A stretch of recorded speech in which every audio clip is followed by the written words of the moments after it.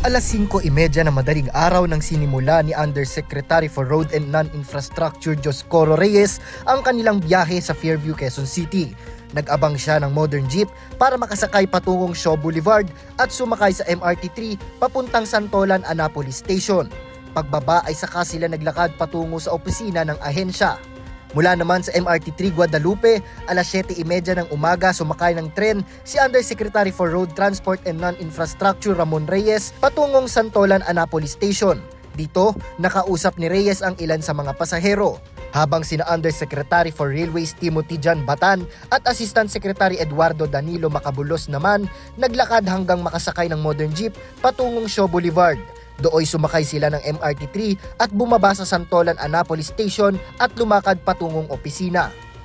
Alas 6 naman ng umaga nang bumiyahe si Director Joshua Rodriguez. Tumulak siya patungong EDSA Busway Guadalupe Station at sumakay papuntang Santolan, Annapolis Station at naglakad papuntang opisina. Ang pagkukommute ng mga opisyal ay para alamin ang kalagayan ng mga commuter. Kasama na rin ang pagmonitor sa sitwasyon ng mga pampublikong sasakyan at mga tren. Alinsunod ito sa utos ni Acting DOTR Secretary Giovanni Lopez. Pinagsusumite rin ang ilang opisyal ng kanilang report at rekomendasyon kaugnay sa mga naranasan at napansin sa naging biyahe. Para sa totoong balita sa bagong Pilipinas, Jap Regala, Congress News.